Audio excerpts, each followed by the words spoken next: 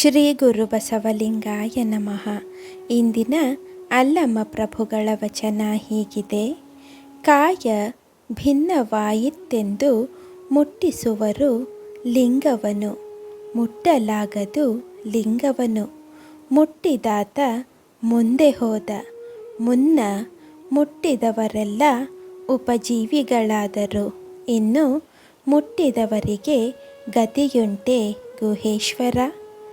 ಈ ವಚನದ ಸಾರ ಹೀಗಿದೆ. ದೇಹ ಭಾವವನ್ನಡಿದರೂ ಜೀವನು ಲಿಂಗ ಸಂಗಿಯಾಗಿರಲೆಂದು ಗುರುಲಿಂಗವನ್ನು ಕರುಣಿಸುತ್ತಾನೆ. ದೇಹ ಭಾವ ಬಿಡದವರಿಗೆ ಲಿಂಗದಿಂದೇನೂ ಪ್ರಯೋಜನವಿಲ್ಲ. ಆದರೆ ಗುರುವಿನಿಂದ ಲಿಂಗ ಪಡೆದವರು ಸಾಧನೆ ಮೂಲಕ ದೇಹ ಭಾವ ಕಳೆದುಕೊಂಡು ಲಿಂಗದಲ್ಲಿ ಒಂದಾಗಿ ಬೆರೆಯುವರು. ಹಾಗೆಯೇ ಲಿಂಗ ಸಂಗಿಯಾಗಿ ಲಿಂಗದೊಳಗೊಂದಾದವರಿಗೆ ಜನನ ಮರಣಗಳ ಗತಿ ಇರಲಾರದು ಎಂಬ ಸ್ಪಷ್ಟ ಭಾವ ಅಲ್ಲಮ ಪ್ರಭುಗಳ ಈ ವಚನದಲ್ಲಿ ವ್ಯಕ್ತವಾಗಿದೆ.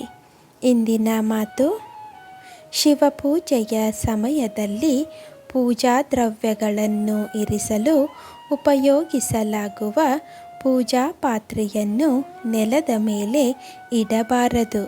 ಚಾಪೆ, ಮಣೆ ಅಥವಾ ಮಡಿವಸ್ತ್ರ ಮುಂತಾದ ವಸ್ತುಗಳನ್ನು ಹಾಕಿ ಅದರ ಮೇಲೆ ಪೂಜಾ ಪಾತ್ರೆಯನ್ನು ಇರಿಸುವುದು ಉತ್ತಮ.